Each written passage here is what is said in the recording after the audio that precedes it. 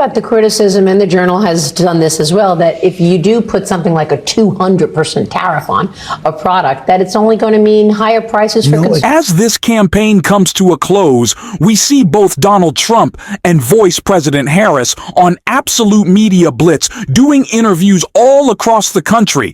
But the biggest difference between the two is that VP Harris is having success in those interviews, and Donald Trump is an absolute disaster. He is too tired and too lazy, unenergetic to really show up for the amount of interviews he has to do.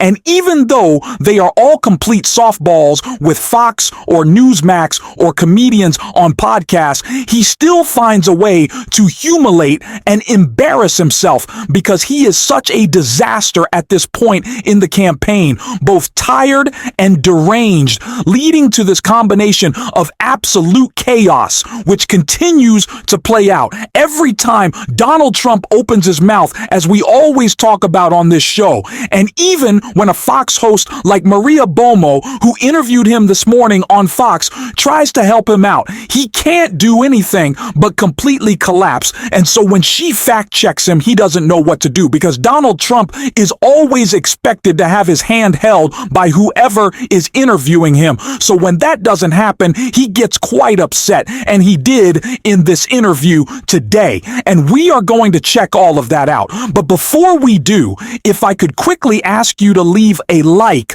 on this video, and if you haven't already, to hit that subscribe button and join the community that we're building on this channel. It really goes a long way, and the support means the world to me now. Before we get into that fact check, let's see a little bit from this interview. Let's remember, you've got 50,000 Chinese nationals in this country in the last couple of years. Yeah. You have people on the terrorist watch list, 350 in the last couple of years. You've got, like you said, 13,000 murderers and 15,000 rapists. Right. What are you expecting? Joe Biden said he doesn't think it's going to be a peaceful election day. Well, he doesn't have any idea what's happening in all fairness. He spends most of his day sleeping. I think the bigger problem is the enemy from within, not even the people that have come in and destroying our country. By the way, totally destroying our country. The towns, the villages, they're being inundated. But I don't think they're the problem in terms of election day. I think the bigger problem are the people from within. We have some very bad people. We have some sick people, radical left lunatics. And I think they're and it should be very easily handled by, if necessary, by National Guard, or if really necessary, by the military. And we are seeing just how much more he wants to impose his anger yesterday, talking about wanting to rule with an iron fist. This is the guy who has said he wants to be a dictator on day one. And so these threats, this anger from Donald Trump should be incredibly scary to all of us, because we know how he would want to wield power if he were to win again. And it's not just the attacks that he wants to make with the government, it's the attacks he wants to make on our government. And he talked about those referencing his new friend Elon Musk in this clip right here. So that there's a lot of fat in government that you would want to slim down. Incredible fat. So what agencies would you want to shut down? Well, let me have you ask another person that, because I'm going to have Elon Musk. He is dying to do this. You know, he's a great business guy, actually. You think of him for science and rockets, and every time I think he's telling me about a new screw that was developed, he's developed a new screw. Screws are difficult, and it's made out of titanium, and it's so exciting. But you know what? He's a great business guy, and he's a great cost cutter. You've seen that. And he said, I could cut costs without affecting anybody. So he will be in the cabinet?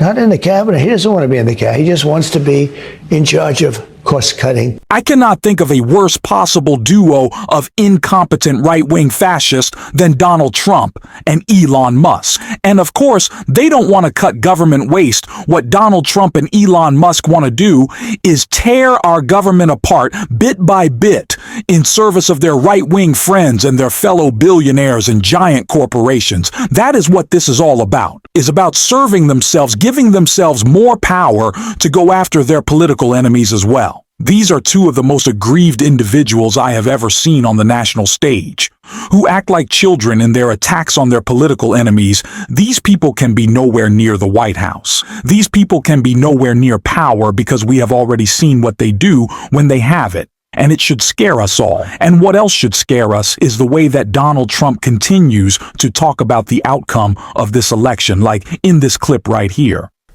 Gallup polling says only 57% of Americans are very or somewhat confident that their votes this year will be accurately cast and counted. Well, probably The right. percentage who say they are not at all confident in the vote is now 19%. It was 6% in 2008. I don't feel confident. When you have mail-in voting, Jimmy Carter had a commission on it. Nobody does mail-in voting. Now, you look at other countries, France, they go to paper ballots. France had it, and they had a lot of problems. But you don't. There needs to be more attention paid to the way that Donald Trump is talking about our election. We cannot just laugh off when he says if Jesus was counting the votes in California, he'd win. We can't just brush past these obvious attacks on the outcome of this upcoming election that he's trying to make, sowing doubt about it, saying that he doesn't know if votes will be fairly cast. Well, do you know the only unfair casting of votes that happened in 2020? Donald, it was your fake slate of electors. It was you trying to push false votes. It was you trying to steal away the will of millions of Americans in Georgia and Pennsylvania and Arizona. That's when we saw attacks on our election, and that's what Donald Trump wants to do again. And we have to call that out now before it is too late. We have to make sure we are fighting back against it. And speaking of being called out, Donald Trump was surprisingly called out by Maria Bomo for his failed economic plans for his past economic failures. He did not like it. I want to get into it in this clip right here. It's because you've said you want to eliminate taxes on tips, eliminate taxes on Social Security, on overtime pay, ending the double taxation of Americans living abroad, a proposal to make car loans interest tax deductible. That was said. You said that in Detroit. You even introduced this 15% corporate tax rate for companies who produce in America and hire American workers. But how will you pay for it? The Committee for a Responsible Budget says your plans will increase the debt by $7.5 trillion. But they don't know. The Wall Street Journal said that your plans will increase the debt and deficits more than Kamala Harris's. If I do this, you're going to have car companies coming back to the country because of the taxes and the tariffs. The tariffs will protect them when they come in, so they will protect from other companies coming in, because if the other companies don't come in, they're going to have to pay massive tariffs, and that's it. So I was told. That wasn't the only time that Maria fact-checked Donald, and we are going to check that out in the next clip, but wow, just a little bit surprising. I'm sure you are as well. You're surprised to hear a little bit of truth coming out of the Fox propaganda network. That, yes, economists, independent agencies have said that Donald Trump's plan will be adding more to the national debt, $7.5 trillion, than VP Harris's plan. Would we have independent agencies? We have banks. We have CEOs of Fortune 500 companies saying that Vice President Harris is better for business, that Donald Trump already was a disaster, and his tariff plan would be even worse, not just for consumers, but for businesses at large, and of course his mass deportation plan, well, obviously immoral, would also be disastrous for the economy, because this is an out-of-control individual. And that's why Maria Bomo called him out again in this clip right here. What about the criticism, and the Journal has done this as well, that if you do put something like a 200% tariff on a product, that it's only going to mean higher prices for consumers? It's not. No, it doesn't mean that. It's got to be passed on somehow. No. All I'm doing is saying, I'll put 200 or 500. I don't care. I'll put a number where they can't sell one car into the United. I don't want them to sell the car because I don't want them hurting our car companies. We're going to have a lot of companies moving into the United States. When I use 200, I'm using it as a number. I don't want their car. They will not be able to sell cars. I'm not going to let them build a factory right across the border and sell millions of cars into the United States and destroy Detroit further. Donald Trump talking about his tariff plan just goes to show how little he actually knows about it. I've always said this, and I continue to that. I want another debate, not for VP Harris, to grill Donald Trump on specifics. We've seen that before. It would be beautiful. But we've seen that movie before. What I really want to see is him just simple questions. What is a tariff? Can you spell the word? Where did your Bibles come from that you're selling China? Just ask him simple questions. We could do a spelling. That could be the next debate. That would be fun. But no, he doesn't understand his own tariff plan because he just said it won. He doesn't think he needs congressional approval. That's insane. That's dictator on day one behavior. Secondly, he's just now throwing around numbers. He doesn't care. He said, oh, it could be 200%. Doesn't matter. It could be 300. It's just a number. I'll give any number I want. That's not how that works. For the past weeks and months, we have seen the media constantly complain. We don't have enough specifics about VP Harris's plans. We don't know enough. Why isn't she talking enough? We haven't visited her website where all of her plans are clearly outlined, really. But the guy's saying that he'll just throw around tariff numbers at whatever percentage he wants, whether it be 100, 200, 500.